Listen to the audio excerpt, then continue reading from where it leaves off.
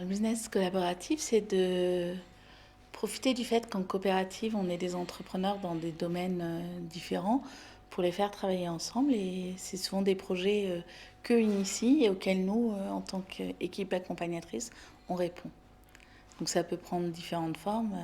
Ça peut aller de trouver un client et en parler à un autre entrepreneur pour qu'il puisse répondre aux besoins du client jusqu'à, chez nous, c'est aller jusqu'à la création d'une marque. Les entrepreneurs gagnent un temps fou pour se faire connaître en intégrant ce réseau-là.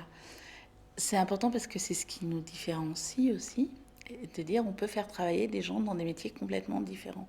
Trouver une entreprise aujourd'hui qui a, chez nous ça va du consultant high-tech à l'artisan d'art, c'est plutôt rare. Donc c'est ce qui fait notre richesse, c'est ce qui fait notre singularité, c'est ce qui fait aussi ce qui nous fait avancer, parce que comme ça on peut répondre à des appels d'offres. Soit à l'intérieur de la coopérative, soit nous on l'a même fait entre deux coopératives, ce qui nous permet de décrocher des appels d'offres. Ça nous a permis aussi, avec la loi par exemple, sur la réforme sur la formation professionnelle, de bâtir des parcours de formation, alors que nos entrepreneurs, ils auraient été tout seuls dans leur coin et pas en coopérative d'activité, ils n'auraient jamais pu faire ça.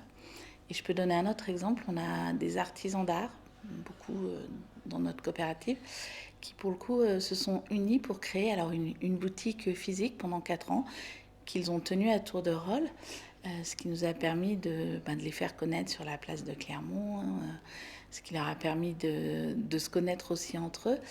Et aujourd'hui, cette boutique n'existe plus puisque, pour des problèmes économiques et puis aussi parce que les gens s'essoufflaient. Et on fait beaucoup chez nous de boutiques éphémères. Et une boutique éphémère, ça ne marche que par les réseaux sociaux. Et les réseaux sociaux, ça marche aussi par le réseau.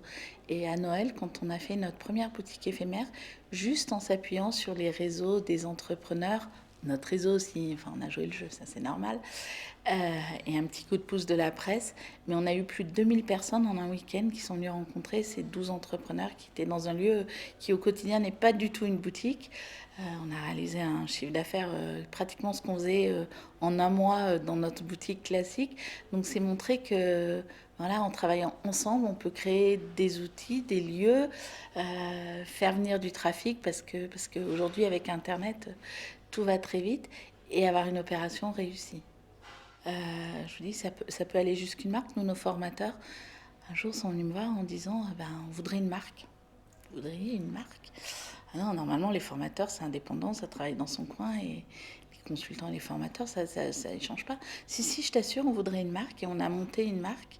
Et aujourd'hui, c'est eux qui gèrent cette marque, qui ont en charge la communication, le site internet, qui proposent des produits, qui font des brainstorming pour voir comment on peut faire évoluer les choses.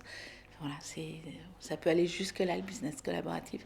C'est parti on apprend à se connaître un petit déj, on crée notre marque ensemble. Et je crois qu'aujourd'hui, le collaboratif, ça se passe en physique et c'est ce qui fait notre différence. Et je pense que c'est ce qui fait que ça va marcher, mais ça se passe aussi sur la toile. Et du coup, il faut aussi être présent.